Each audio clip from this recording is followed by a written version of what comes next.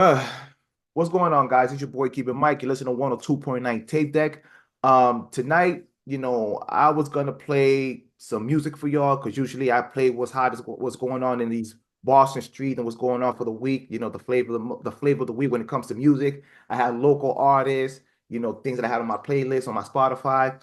But we're not doing that tonight. We're gonna do something. Well, I'm not gonna say something special, something of an importance, because outside of the things I do with music and try to bring entrepreneurship in Massachusetts, as you know, I'm a Cuban American. I don't have to drag on what I do because you guys follow me. You know what I do when it comes to bringing up Cuban awareness in Boston. Um, I want to say a quick story real quick. Over the week, um, I was with one of my friends, well, basically my brother, and we went out to get a bite to eat. And prior to that, I was working on a project. And I was working on the project. I had people that follow me and hear my show and see the things I do online. And I was getting my props and giving me like, the accolades, through my friends and even strangers. And it got kind of weird because I was getting annoyed because even though I appreciate the accolades I'm getting, through 102.9 Tape Deck, BNN related stuff, and even the stuff I do outside of BNN, it gets annoying because I feel as though, as these kids say, the math ain't mathing. It's like I don't feel like I'm getting the numbers that I'm getting, but I guess I'm getting the right people watching me. So when I went to get a bite to eat with my buddy, I saw one of my other friends at the restaurant, and non-Cuban, he just pulled me by the side and told me, "Look, I see the stuff that you do, on the radio station when it comes to awareness of Cuba, non-Cuban Latino." He was like, "Yo, I didn't know what the hell's going on out there, but now thanks to you, I'm married to, like, see what's going on, and I want to be an ally and speak on your behalf." And I guess it's the little things like that that matter. I'm not getting the quantity, but I am getting the quality of the process I think I should be getting. And then through it all, um, in November, I was able to meet my guest. This is the third time on the show. I think right now he holds the record of having the most guests on the show.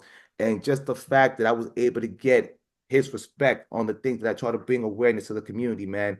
Um, I was greatly appreciative that I was able to be within his presence and see what he does for our movement.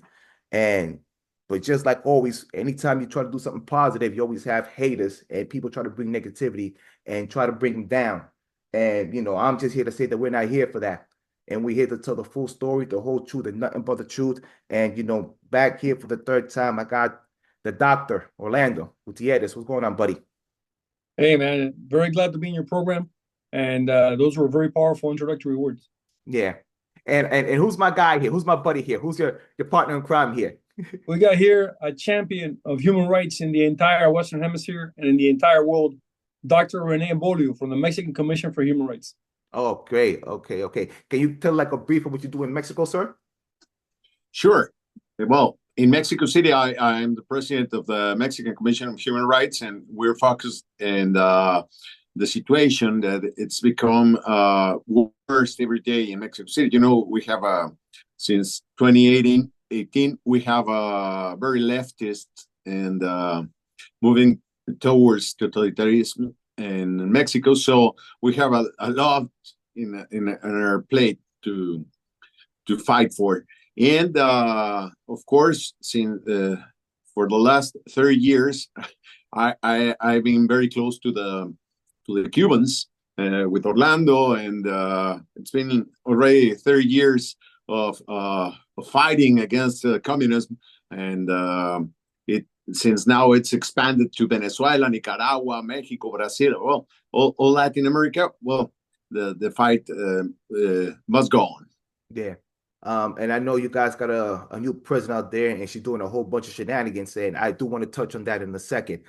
But Orlando, we have conversations behind the scenes, so let's not waste any time to get to it, man.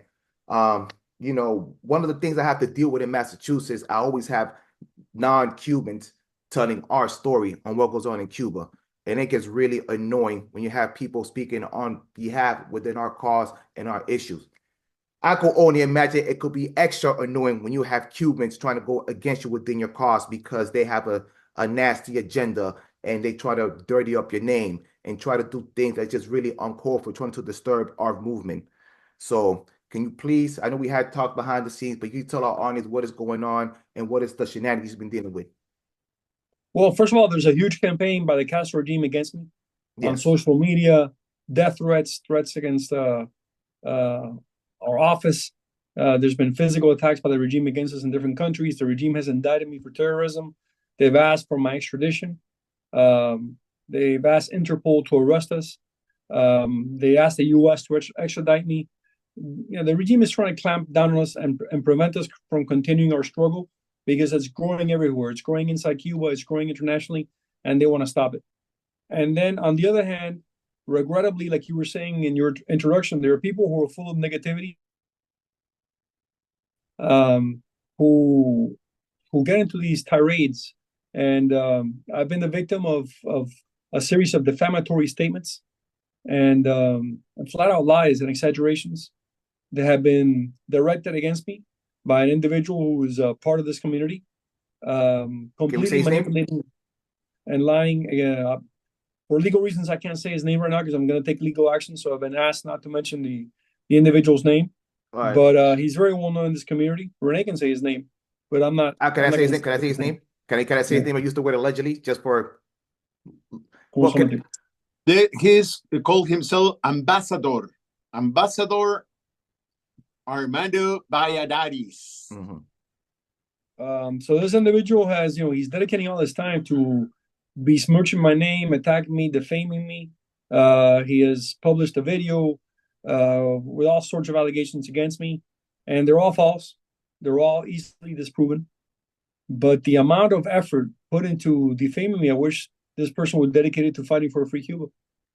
Now, I will say this. I've done my research on this individual. As I recall, he was in trouble. If I'm not mistaken, he was in trouble back in the day in Cuba. And then supposedly he came down here trying to fight the good fight. And I believe that during the times in the 80s, I think he worked for Reagan, supposedly. Yeah, I can't, again, I'm Yeah, you cannot, but for the stuff that I researched, let me see if I'm not, you don't have to say his You're on name, the but right am I track. right? So I'm on You're the on right track right from the track. research. Like, he worked for Reagan. Yeah. He was in Cuba. He got into some trouble out there for political reasons. And then he was supposedly on our side. And then I don't know if he has some resentment towards you or if there's something behind the scenes that I don't know either. we don't know I don't either. know. It's just It's a so we good could way go. of using it, of phrasing it. There's Yeah. obviously a resentment there against me. I don't know why. I barely know this person. Yeah. What I do know is that what he's saying are flat out lies. Yeah. And I know from up on my research, I feel like I'm doing some journalism here. Up on my research and investigation, you're not the first person that he's gone after in these kind of situation. He went after Rosa back in the day, and she had to go to war with him, trying to clear her good name. So it's just like a pattern that he does at any time. I don't know if it's like he wants to be the main guy, be in the forefront, or again, it's some kind of weird resentment, or is this people from the other side, influence him to do something. It could be nasty agendas, but this individual is trying to dirty up your name. But we're in a fight to free our country. We're in a fight so the forces of good can defeat the forces of evil. So we can't let this kind of negativity affect us. We got to keep on fighting, keep on struggling, protect and defend my name. But also, I'm trying to keep my eye on the prize. The prize is the liberation of the Cuban people. Of course, we're all on the same page here. But like I said earlier on, it's just very frustrating when you have our own attacking us for whatever reason, knowing that they're supporting evil, or you got good people on the side trying to like pretty much put their life on the line for this cause, and they're out here spreading some shenanigans. Fellow members of the resistance, fellow Cuban exiles, we shouldn't engage in fighting among ourselves. We shouldn't engage in lying and defaming about each other. We should be united fighting for a free Cuba. Of course. And also there's been there's also some I know you can't speak on it, so I'll speak on it. There's been things that he also accused you of, like alleged mishandling of the grants and stuff of that nature. He says based on public tax returns, which we make public. He alleges that we're deviating funds from the struggle for the liberation of Cuba, that we're spending too much on trips. Every single thing he said, especially in those two categories, is easily answerable. We're not deviating funds. We're sending humanitarian supplies to Cuba. Under the entire IRS regulations, you're supposed to group the country that you send humanitarian aid to under regions, under geographic blocks. Cuba falls under Central America. So when it appears in a tax return that we're sending humanitarian aid to Central America, That's how we're supposed to report it. Simple as that. Yeah.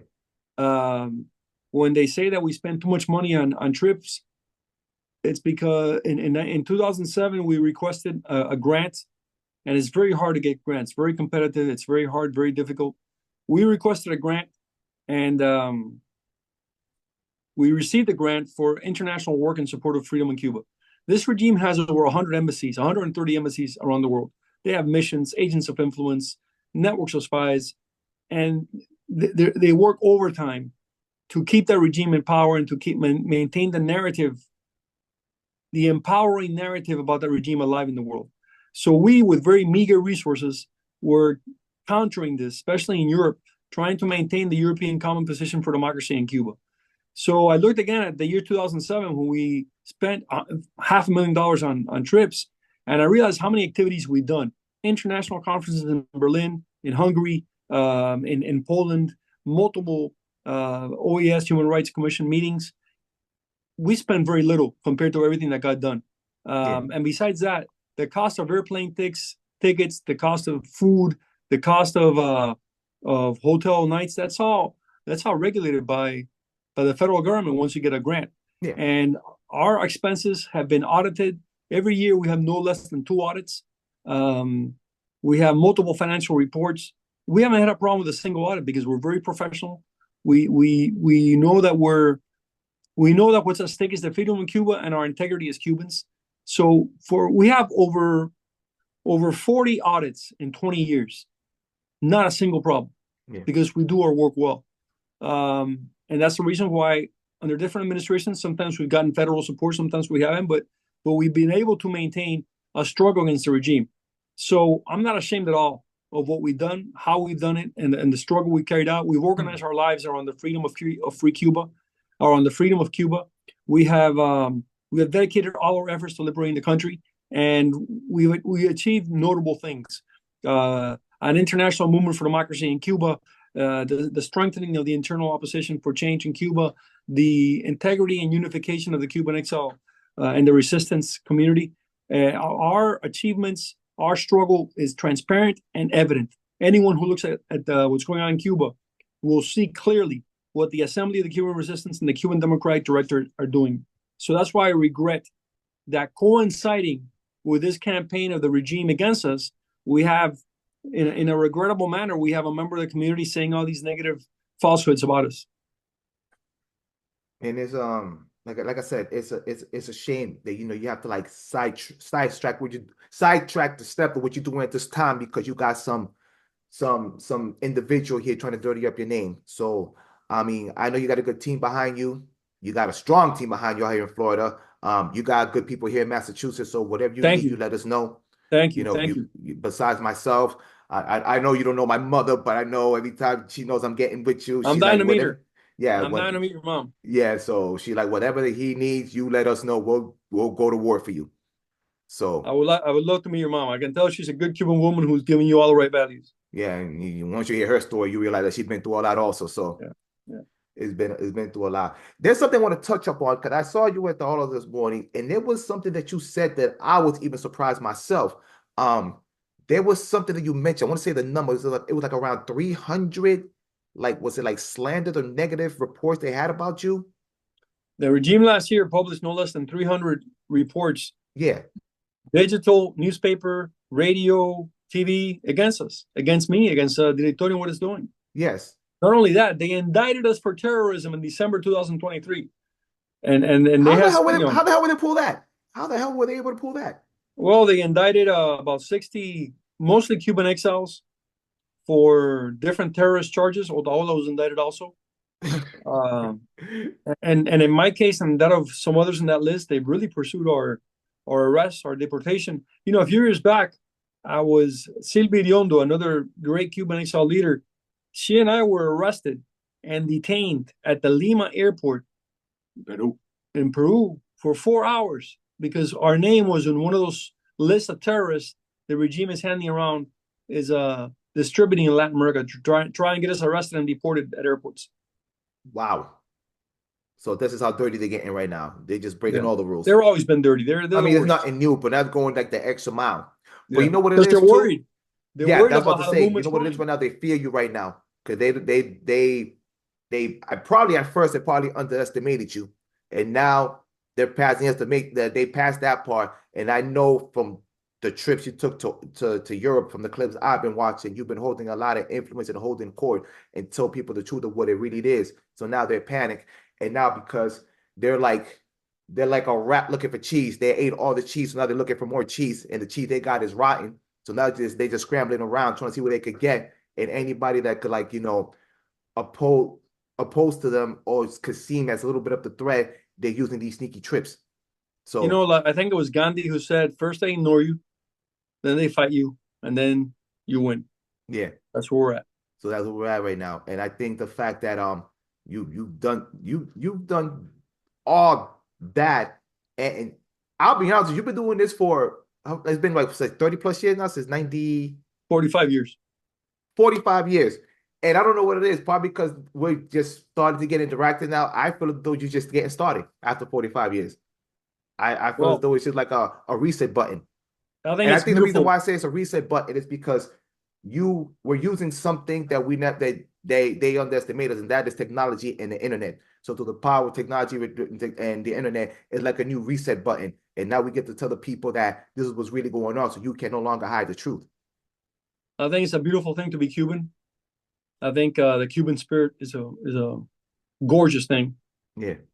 I'm glad God made me Cuban, and I think our duty is to fight until that nation of ours is free, and we have a homeland for all Cubans, and Yes. Cubans can be who they are, because Cubans, man, around the world, I've met different Cuban exile communities. Wherever Cubans live, they prosper. They take care of themselves. They're creative. They're hardworking. They know how to solve problems. They stick to their families. They have values. The only place where Cubans are mired in poverty is in Cuba. It's because communism, which is an anti-Cuban thing. Yeah. So I thank God for having made me Cuban. I trust in Him. I have faith in Him. I try to follow the path He's laid out.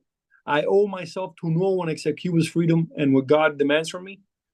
So my conscience is very, very clear, and my head is upright because I know I'm fighting for the land of my ancestors, of my grandparents and parents, and also for the land of those Cubans yet to be born. I want them to be born into a country of freedom, Yeah. so that Cuba can shine. Listen, Taiwan was 10 times poorer than Cuba in 1949. Today, Taiwan, which is an island about the same size as Cuba, that was based on sugar production, today that country is one of the top world economies, a technological giant with a great, beautiful, inclusive democracy. And look where Cuba is, because Taiwan chose the path of freedom and communism was imposed on us. And if I'm not mistaken, too, doesn't like China got like a weird embargo against them also, worse than Cuba, like 10 times worse than Cuba, and they're still able to thrive? Military, man. They got all these military maneuvers around Taiwan, trying to choke them, trying to destroy them. It's horrible. Yeah, so listen up, my audience. Taiwan has a worse embargo than Cuba, and they're able to thrive. Now ask yourself why. Ask yourself why. We'll get to that. That's for another conversation you guys ain't ready for, but we'll get to that in the near future. So, Renee, my friend, Mexico, what's going on with that maniac president of yours? Why is she doing too much? Why is she trying to like be the next like Castro? What is going on with her? Well, it's not something that happened today. No, it's been long planned since at least 2006, when López Obrador, the former president, uh, lost the election for just a few votes, and it's been a plan, and it's now being concreted. So this plan is to concentrate all the power in Mexico. Now she has taken all the three powers, the three branches, the executive, of course, the Oh boy. legislative. She owns both cameras, the Congress and the Senate, and now she just took over the judiciary and on the Supreme Court. So she's gathering and concentrating all the power in Mexico. We have 32 states. Her party already have 25 out of 32. So she's concentrating all the power. She is telling everybody that let's fight the capitalism. Oh boy. She Oh called boy. it neoliberalism, and she's friends with Cuba, she just recognized Maduro in Venezuela. Yep, She yep. supported Nicaragua. Ortega in Nicaragua, and at the same time, she has to be very careful because she knows what President Trump is capable of doing. Mexico is the first commercial partner of U.S. Above Canada and China. Yeah. So we have our economies, our societies totally intertwined. So she has to be very careful of what she does regarding the economy, and of course, it's linked to the politics. So we're having a internal struggle in Mexico in the group of those socialist leaders, led by the former president López Obrador and Claudia Sheinbaum, who is the new president. Oh wow. I'm gonna pray for you guys because you know what? I've seen this movie before. Orlando's seen this movie before. They lived it, so I saw it from afar. So they lived it, and my whole family told me the story. We've seen this movie before, so we're gonna tell you guys to fight the good fight and fight like hell. Yes, and regarding that, remember when Chavez came to Venezuela? The Venezuela says, no, Venezuela is not Cuba. Venezuela is not Cuba. Oh, and now Mexicans are saying, no, Mexico is not Venezuela. No, yeah. you hear the same You things. see the same thing. You hear the same repetitive stuff until it happens. And once it happens, you can't do anything about it. So, all right, guys, you fight the good fight. And, you know, you got Cuban allies all over. So, again, what do you guys need? You let us know. Thank you, Michael. Really appreciate you, man. Thanks a lot. So, yeah. And, yeah, man, I guess we gotta talk about what happened today. You know, Cuba's off the terrorist list. Um, I I'm think start. it's despicable. I think it's coming to a point the Democratic Party just messing with us. They're just really like being really petty because they can't win Florida. Yeah. They can't win Florida. So Wow. now they're sticking it to us. That's a great point. Yeah. That's a great point. I hadn't thought of that one. Yeah. So But you know, go ahead. Go ahead. this regime for 68 years, man, they've learned how to kidnap people and then use them as hostages to do some kind of negotiation and get what they want. And they've done it again. You know, they keep on incarcerating Cubans for expressing their opinion, for advocating change, and then they use them as pressure to negotiate with the world's democracies and get concessions. They did it again. But Biden really won all out. I mean, he's companies controlled by the Castro regime that could not operate in the U.S. Now they can operate again. Title III has been regulated once again. That was the title under which Cubans who lost their property and our U.S. citizens could still sue in U.S. courts. Yeah. And then taking the regime off the terrorism list opens up a bunch of financial doors for the regime. I'm pretty sure the Trump administration will reverse all this, but it's going to take some time. It's gonna take so some the regime time. will be making money. And you know, I would hate to think this is just petty vengeance against the Cuban American community that wants change. Yes, 100%. I mean, you could go back since the 80s because if I recall, I think Reagan was the first one that put Cuba on the terrorist list. Then Obama took it off and took the Title III. Then Trump came back, put it back on, added Title III, and now Biden came back on and he took it off and then took off the Title III again. So it's like a seesaw thing they're doing right now, like who can win up who. The thing that I found real despicable, he got cute and did it a week before he's leaving. So it's kind of like what Obama did when he left. He took out the wet foot, dry foot a week before he was leaving. So now it's just like a petty thing right now. Wow. And you know, I had a conversation with my mother where she made a great point. This administration was gonna act a fool all the way down to the end, but what like kind of like messed up the momentum was July 11th. So once July 11th happened, they said, well, because I think if it wasn't for July 11th, they would have eased up more in the embargo. They would have been more lenient. They would have been more like, here, do whatever you want. You could do the back and forth stuff. And I think once July 11th hit, it was like, oh, well, I guess we got to like get a couple of steps back because we can't do the things we wanted to do. So that kind of put a pause in everything.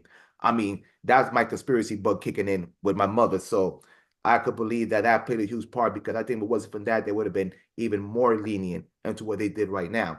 But the fact that they did this like literally like a week before he leaves office is very telling. I like how your mom thinks. Yeah. I like how your mom thinks. She's a very deep thinker. Yeah. It's very it was very calculated. And for the fact, we have Maria Salazar talking to Blinken, and he pretty much was giving him his word, say like, no, we're not gonna do anything, and if we do, we're gonna give you guys a heads up. And then boom, this happened, and no one gave us a heads up. He lied. 100%, 100% lied. And again, my audience, reason 125 why Cubans vote the way they do. They keep screwing us over and over again. And it's not a situation where it's Republican or Democrat, because we know there's good people on the Democratic side, but we all know it's politics, so they have an allegiance to go to. Even though it could be wrong, they're still gonna, go with the evil.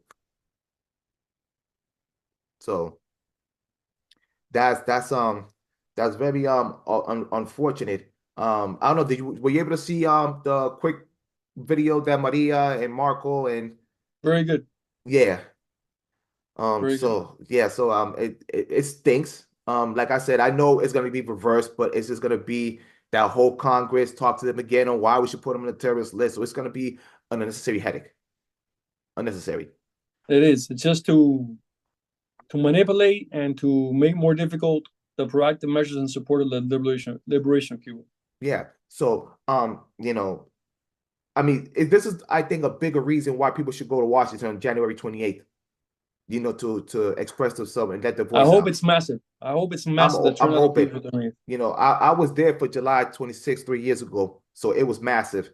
I don't think, I mean, I'm hoping we had huge numbers when that happened, so I'm hoping we could duplicate that again. Oh, I'm hoping it's massive. So yeah, I'll definitely be there showing support, and this will be a bigger reason why we should go out there.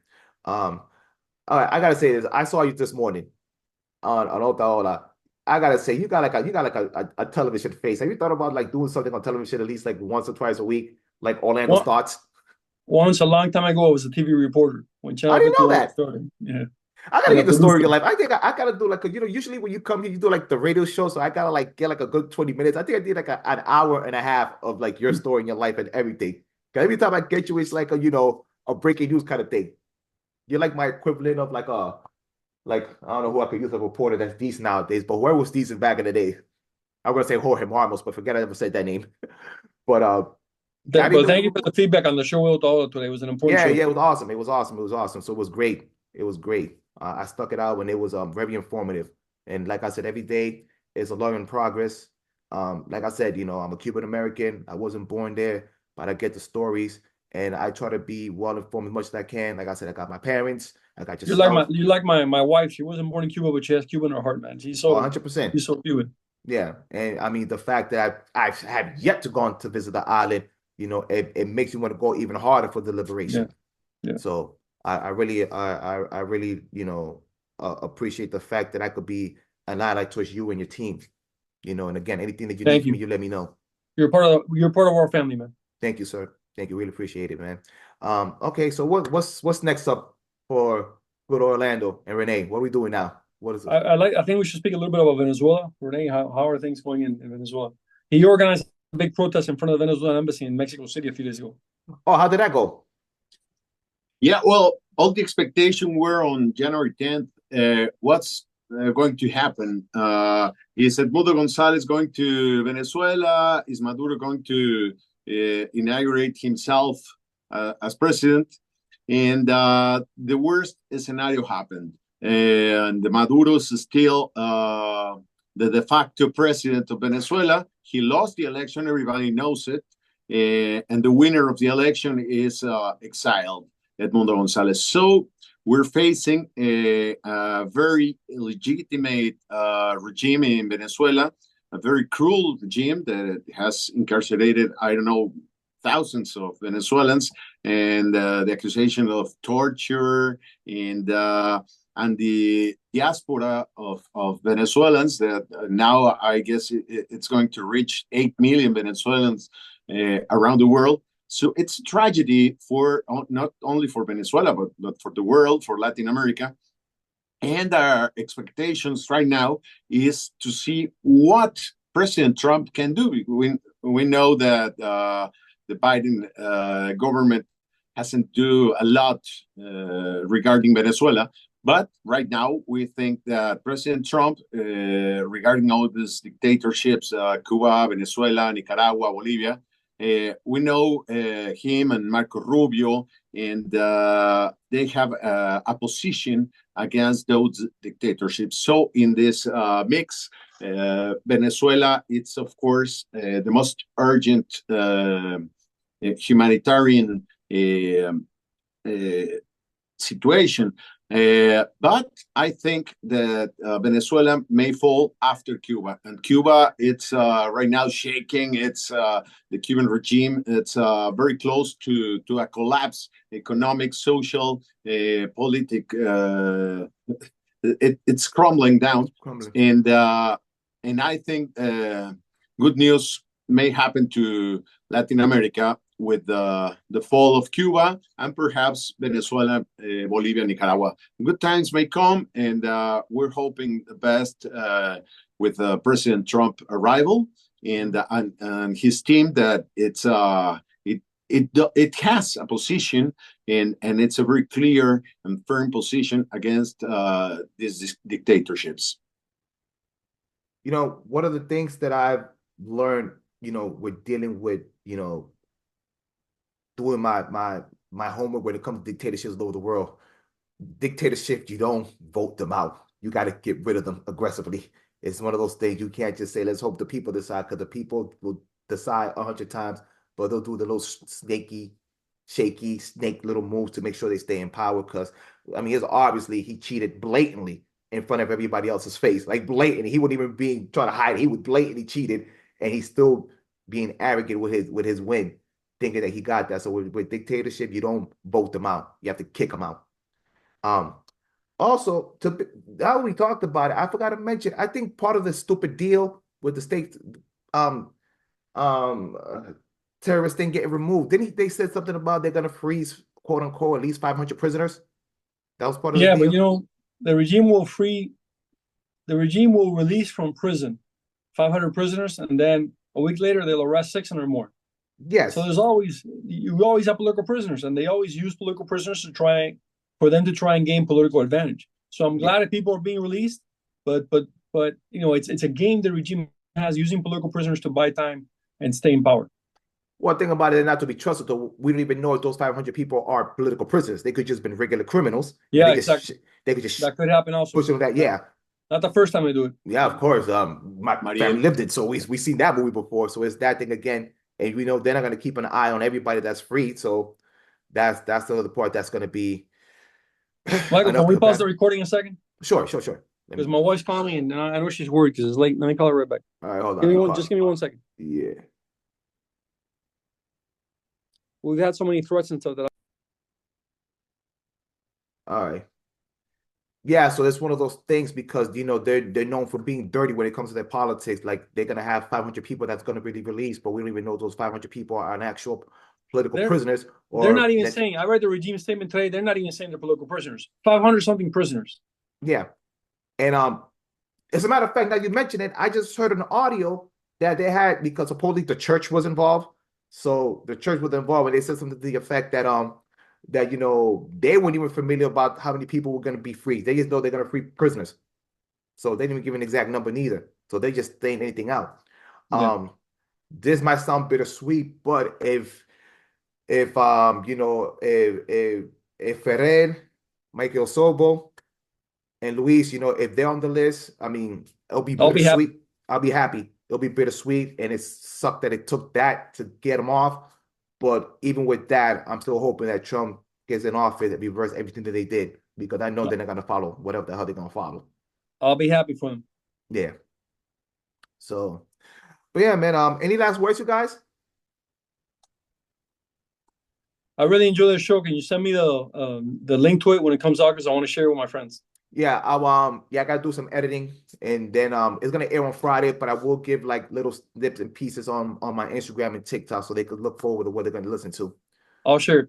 Thanks a lot. Yeah, please share it, man. I love how you do this program. Yeah, thank you. Is this like the first one you done in English when it comes to this debacle you've been going through? No, today I had 2 English language interviews on Channel 4 and Channel 7. on the terrorism list stuff in Cuba. Ah, damn it! I was trying to be the first. I was trying to be the first. Ah, It's the first English program in Boston that I do today. I'll take it. I'll take it. Yeah, man. Northeast. But yes, Renee, Orlando, thank you for coming through. Thank you for setting the record straight on everything was going on. And anything you need at the tape deck, you let us know, or you let me know, and we got you. Thank you. So yeah, so this is your Thank boy you with very the much. mic. You listen to 102.9 tape deck, and we'll be back right after these messages. All right.